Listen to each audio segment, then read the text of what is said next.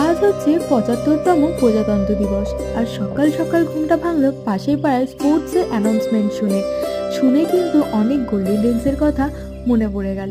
যেমন আগে যখন স্কুলে পড়তাম, তখন সকাল সকাল রেডি হয়ে উঠে ফ্রেশ হয়ে ইউনিফর্ম পরে চলে যেতাম স্কুলে।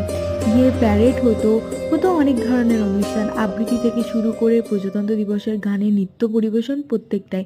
সব কিছুতেই পার্টিসিপেট করতাম, বেশ ভালো ছিল দিনগুলো। গোল্ডেন ডেজ ছিল বলতে পারো। তো যাই হোক, আজকের দিনটা আমি এইভাবে কাটিয়েছিলাম, একটা ছোট্ট ড্রয়িং করেছিলাম, জানি না মনে হলো তার জন্যই। তো মা এখানে জামা কাপড়গুলো তুলে এনে রেখেছিল, লাঞ্চ করে এসে সেগুলো গুছিয়ে ফেললাম। তারপর দেখো সন্ধ্যেবেলা মা স্ন্যাক্স বানিয়েছিল, যেহেতু আজকে বাপি বাড়িতে ছিল।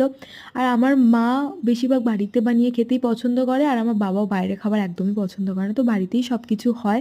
তো আর এই পাঁপড়গুলো দেখলেই তো বাচ্চাবেলার কথা মনে পড়ে যায়, তাই না? তো আজকের দিনটা এইভাবেই কাটলো, দেখা হচ্ছে অন্য কোনো থটসে। বাই।